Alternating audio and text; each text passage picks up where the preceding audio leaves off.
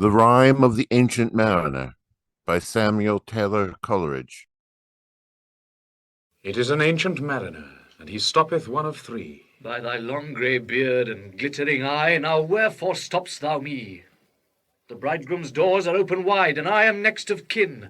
The guests are met, the feast is set, mayst hear the merry din. He holds him with his skinny hand. There was a ship, quoth he. Hold off, unhand me, greybeard loon. Eftsoon his hand dropped he. He holds him with his glittering eye. The wedding guest stood still, and listens like a 3 years' child. The mariner hath his will. The wedding guest sat on a stone. He cannot choose but hear. And thus spake on that ancient man, the bright-eyed mariner. The ship was cheered, the harbour cleared. Merrily did we drop below the kirk, below the hill, below the lighthouse top.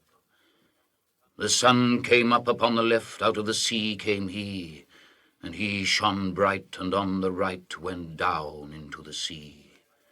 Higher and higher every day, till over the mast at noon. The wedding guest here beat his breast, for he heard the loud bassoon. The bride hath paced into the hall, red as a rose is she. Nodding their heads before her goes the merry minstrelsy. The wedding guest he beat his breast, yet he cannot choose but hear. And thus spake on that ancient man, the bright-eyed mariner. And now the storm blast came, and he was tyrannous and strong. He struck with his o'ertaking wings, and chased us south along. With sloping masts and dipping prows, who pursued with yell and blow, still treads the shadow of his foe, and forward bends his head. The ship drove fast, loud roared the blast, and southward aye we fled. And now there came both mist and snow, and it grew wondrous cold. And ice mast high came floating by, as green as emerald. And through the drifts the snowy cliffs did send a dismal sheen. Nor shapes of men nor beasts we ken, the ice was all between. The ice was here, the ice was there, the ice was all around. It cracked and growled and roared and howled like noises in a swound. At length did cross an albatross. Thorough the fog it came. As if it had been a Christian soul, we hailed it in God's name. It ate the food it ne'er had ate, and round it flew. The ice did split with a thunder fit, the helmsman steered us through. A good south wind sprung up behind, the albatross did follow, and every day for food or play came to the mariner's hollow. In mist or cloud, on mast or shroud, it perched for vespers 9, whiles all the night through fog smoke white glimmered the white moonshine. God save thee, ancient mariner, from the fiends that plague thee thus. Why look'st thou so? With my crossbow I shot the albatross.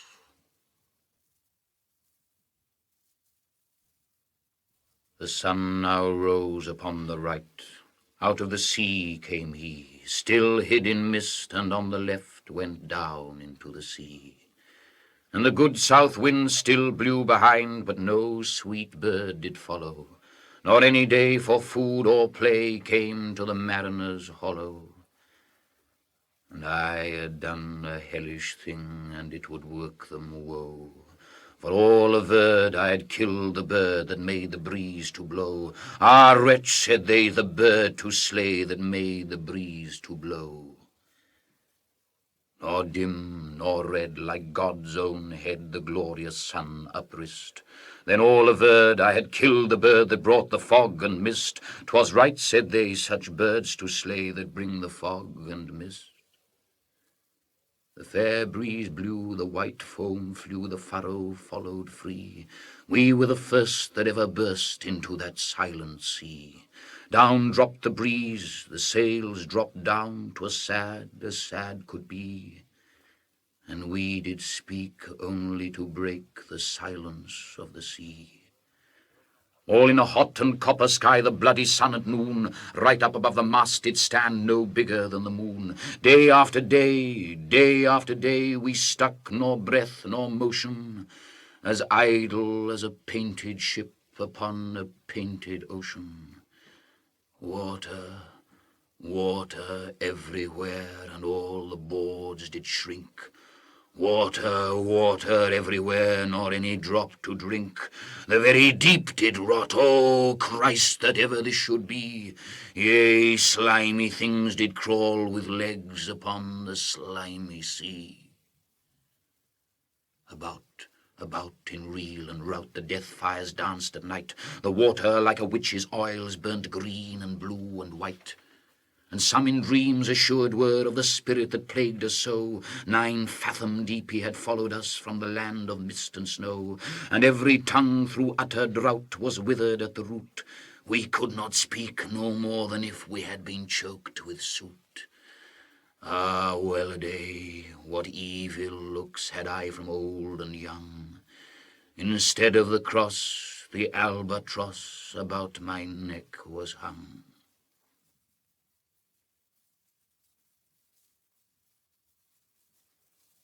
There passed a weary time. Each throat was parched and glazed each eye.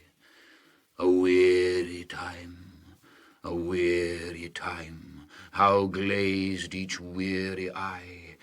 When looking westward I beheld a something in the sky. At first it seemed a little speck, and then it seemed a mist. It moved and took at last a certain shape I wist. A speck, a mist, a shape I wist, and still it neared and neared. As if it dodged a water sprite, it plunged and tacked and veered. With throats unslaked, with black lips baked, we could not laugh nor wail. Through utter drought all dumb we stood. I bit my arm, I sucked the blood and cried, "A sail! A sail!"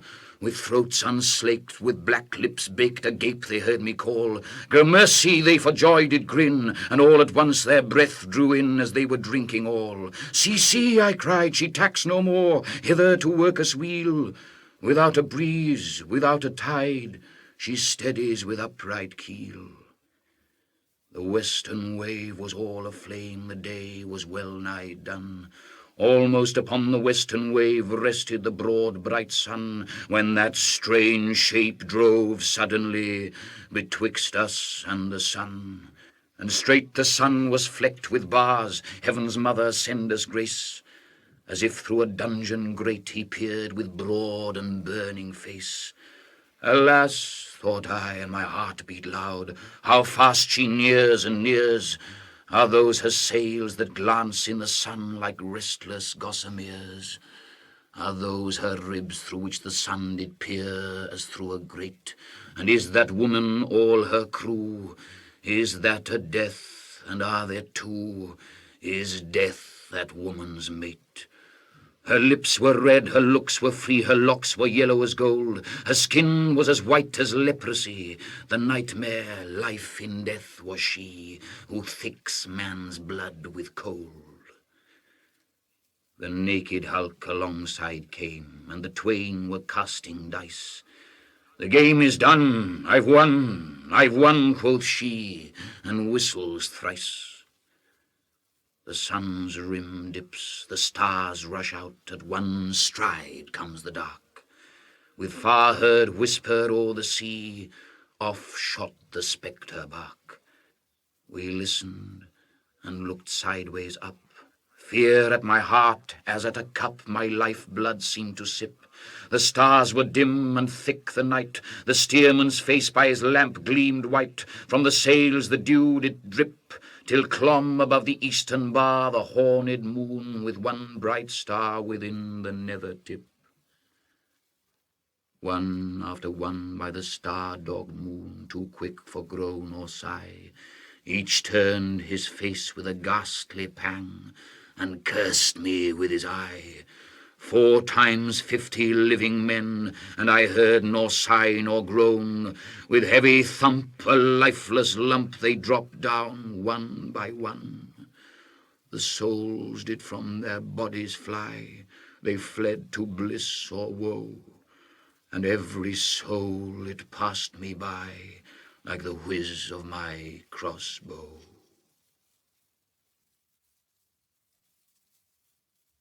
I fear thee, ancient mariner, I fear thy skinny hand. For thou art long and lank and brown as is the ribbed sea sand. I fear thee and thy glittering eye, and thy skinny hand so brown. Fear not, thou wedding guest, this body drop not down. Alone, alone, all alone, alone, on a wide, wide sea.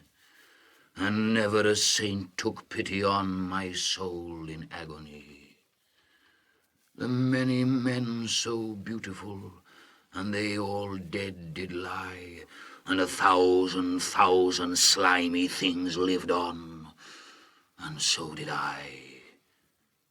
I looked upon the rotting sea and drew my eyes away. I looked upon the rotting deck, and there the dead men lay. I looked to heaven and tried to pray, but or ever a prayer had gushed, a wicked whisper came and made my heart as dry as dust. I closed my lids and kept them close, and the balls like pulses beat. For the sky and the sea and the sea and the sky lay like a load on my weary eye, and the dead were at my feet. The cold sweat melted from their limbs, nor rot nor rook did they. The look with which they looked on me had never passed away. An orphan's curse would drag to hell a spirit from on high.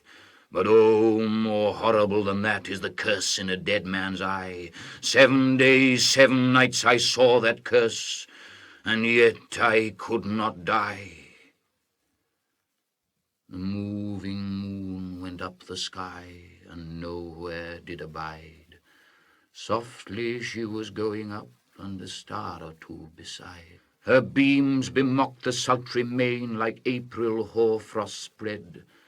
But where the ship's huge shadow lay, the charmed water burnt alway as still and awful red.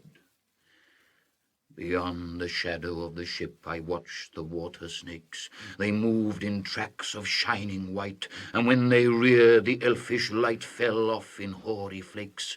Within the shadow of the ship I watched their rich attire. Blue, glossy green, and velvet black they coiled and swam, and every track was a flash of golden fire. Oh, happy living things! No tongue their beauty might declare. A spring of love gushed from my heart, and I blessed them unaware. Sure my kind saint took pity on me, and I blessed them unaware. The self-same moment I could pray, and from my neck so free the albatross fell off and sank like lead into the sea. Oh, sleep, it is a gentle thing, beloved from pole to pole. To Mary Queen the praise be given. She sent the gentle sleep from heaven that slid into my soul. The silly buckets on the deck that had so long remained, I dreamt that they were filled with dew, and when I awoke, it rained. My lips were wet, my throat was cold, my garments all were dank. Sure I had drunken in my dreams, and still my body drank. I moved and could not feel my limbs, I was so light, almost I thought that I had died in sleep, and was a blessed ghost. And soon I heard a roaring wind. It did not come anear, but with its sound it shook the sails that were so thin and sere. The upper air burst into life, and 100 fire flags sheen. To and fro they were hurried about, and to and fro, and in and out the wan stars danced between. And the coming wind did roar more loud, and the sails did sigh like sedge, and the rain poured down from one black cloud. The moon was at its edge. The thick black cloud was cleft, and still the moon was at its side. Like water shot from some high crag, the lightning fell with never a jag, a river steep and wide. The loud wind never reached the ship, yet now the ship moved on. Beneath the lightning and the moon, the dead men gave a groan. They groaned, they stirred, they all uprose, nor spake nor moved their eyes. It had been strange, even in a dream, to have seen those dead men rise. The helmsman steered, the ship moved on, yet never a breeze up blew. The mariners all gan work the ropes where they were wont to do. They raised their limbs like lifeless tools. We were a ghastly crew. The body of my brother's son stood by me knee to knee. The body and I pulled at one rope, but he said naught to me. I fear thee, ancient mariner. Be calm, thou wedding guest. 'Twas not those souls that fled in pain, which to their courses came again, but a troop of spirits blest. For when it dawned, they dropped their arms and clustered round the mast. Sweet sounds rose slowly through their mouths and from their bodies passed. Around, around flew each sweet sound, then darted to the sun. Slowly the sounds came back again, now mixed, now one by one. Sometimes a dropping from the sky, I heard the skylark sing. Sometimes all little birds that are, how they seem to fill the sea and air with their sweet jargoning. And now 'twas like all instruments, now like a lonely flute, and now it is an angel's song that makes the heavens be mute. It ceased, yet still the sails made on a pleasant noise till noon, a noise like of a hidden brook in the leafy month of June, that to the sleeping woods all night singeth a quiet tune. Till noon we quietly sailed on, yet never a breeze did breathe. Slowly and smoothly went the ship, moved onward from beneath. Under the keel 9 fathom deep, from the land of mist and snow, the spirit slid, and it was he that made the ship to go. The sails at noon left off their tune, and the ship stood still also. The sun right up above the mast had fixed her to the ocean, but in a minute she 'gan stir with a short, uneasy motion, backwards and forwards half her length with a short, uneasy motion. Then, like a pawing horse let go, she made a sudden bound. It flung the blood into my head, and I fell down in a swound. How long in that same fit I lay, I have not to declare. But ere my living life returned, I heard, and in my soul discerned, 2 voices in the air. Is it he, quoth one? Is this the man by him who died on cross? With his cruel bow he laid full low the harmless albatross. The spirit who bideth by himself in the land of mist and snow, he loved the bird that loved the man who shot him with his bow. The other was a softer voice, as soft as honey-dew. Quoth he, a man hath penance done, and penance more will do. But tell me, speak again, thy soft response renewing. What makes that ship drive on so fast? What is the ocean doing? Still as a slave before his lord, the ocean hath no blast. His great bright eye most silently up to the moon is cast, if he may know which way to go, for she guides him smooth or grim. See, brother, see, how graciously she looketh down on him. But why drives on that ship so fast, without or wave or wind? The air is cut away before, and closes from behind. Fly, brother, fly, more high, or we shall be belated. For slow and slow that ship will go, when the mariner's trance is abated. I woke, and we were sailing on as in a gentle weather. 'Twas night, calm night, the moon was high, the dead men stood together. All stood together on the deck for a charnel dungeon fitter. All fixed on me their stony eyes that in the moon did glitter. The pang, the curse with which they died had never passed away. I could not draw my eyes from theirs, nor turn them up to pray. And now this spell was snapped. Once more I viewed the ocean green, and looked far forth, yet little saw of what had else been seen. Like one that on a lonesome road doth walk in fear and dread, and having once turned round walks on and turns no more his head, because he knows a frightful fiend doth close behind him tread. But soon there breathed a wind on me, nor sound nor motion made. Its path was not upon the sea, in ripple or in shade. It raised my hair, it fanned my cheek like a meadow gale of spring. It mingled strangely with my fears, yet it felt like a welcoming. Swiftly, swiftly flew the ship, yet she sailed softly too. Sweetly, sweetly blew the breeze, on me alone it blew. Oh, dream of joy, is this indeed the lighthouse top I see? Is this the hill, is this the kirk, is this mine own country? We drifted o'er the harbour bar, and I with sobs did pray, oh, let me be awake, my God, or let me sleep alway. The harbour bay was clear as glass, so smoothly it was strewn, and on the bay the moonlight lay, and the shadow of the moon. The rock shone bright, the kirk no less, that stands above the rock. The moonlight steeped in silentness the steady weathercock. And the bay was white with silent light, till rising from the same, full many shapes that shadows were, in crimson colours came. A little distance from the prow those crimson shadows were. I turned my eyes upon the deck. O Christ, what saw I there?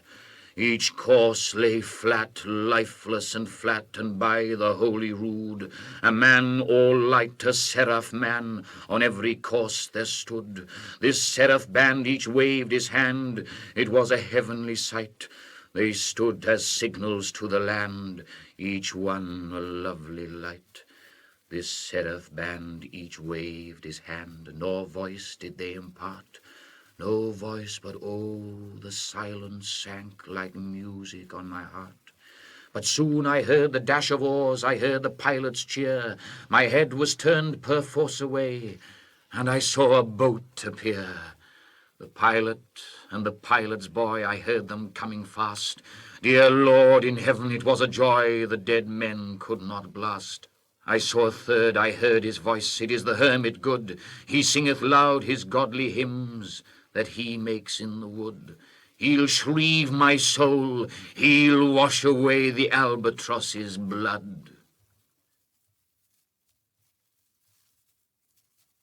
This hermit good lives in that wood which slopes down to the sea. How loudly his sweet voice he rears, he loves to talk with mariners that come from a far country. He kneels at morn and noon and eve, he hath a cushion plump. It is the moss that wholly hides the rotted old oak stump. The skiff boat neared, I heard them talk. Why, this is strange, I trow. Where are those lights so many and fair, that signal made but now? Strange by my faith, the hermit said, and they answered not our cheer. The planks look warped, and see those sails, how thin they are and sere. I never saw aught like to them, unless perchance it were brown skeletons of leaves that lag my forest brook along, when the ivy tod is heavy with snow, and the owlet whoops to the wolf below that eats the she-wolf's young. Dear Lord, it hath a fiendish look, the pilot made reply. I am afeard. Push on, said the hermit cheerily. The boat came closer to the ship, but I nor spake nor stirred. The boat came close beneath the ship, and straight a sound was heard. Under the water it rumbled on, still louder and more dread. It reached the ship, it split the bay, the ship went down like lead. Stunned by that loud and dreadful sound which sky and ocean smote, like one that hath been 7 days drowned, my body lay afloat. But swift as dreams myself I found within the pilot's boat. Upon the whirl where sank the ship, the boat spun round, and all was still, save that the hill was telling of the sound. I moved my lips, the pilot shrieked and fell down in a fit. The holy hermit raised his eyes and prayed where he did sit. I took the oars, the pilot's boy, who now doth crazy go, laughed loud and long, and all the while his eyes went to and fro. Aha, quoth he, full plain I see, the devil knows how to row. And now all in my own country I stood on the firm land. The hermit stepped forth from the boat, and scarcely he could stand. Oh, shrieve me, holy man! The hermit crossed his brow. Say quick, quoth he, I bid thee say, what manner of man art thou? Forthwith this frame of mine was wrenched with a woeful agony, which forced me to begin my tale, and then it left me free. Since then at an uncertain hour that agony returns, until my ghastly tale is told, this heart within me burns. I pass like night from land to land. I have strange power of speech. That moment that his face I see, I know the man that must hear me. To him my tale I teach. What loud uproar bursts from that door? The wedding guests are there. But in the garden bower the bride and bridemaid singing are. And hark the little vesper bell, which biddeth me to prayer. O wedding guest, this soul hath been alone on a wide, wide sea. So lonely 'twas that God himself scarce seemed there to be. Oh, sweeter than the marriage feast, 'tis sweeter far to me to walk together to the kirk with a goodly company. To walk together to the kirk and all together pray, while each to his great Father bends, old men and babes and loving friends, and youths and maidens gay. Farewell, farewell, but this I tell to thee, thou wedding guest. He prayeth well who loveth well both man and bird and beast. He prayeth best who loveth best all things both great and small. For the dear God who loveth us, he made and loveth all. The mariner whose eye is bright, whose beard with age is hoar, is gone. And now the wedding guest turned from the bridegroom's door. He went like one that hath been stunned, and is of sense forlorn. A sadder and a wiser man he rose the morrow morn.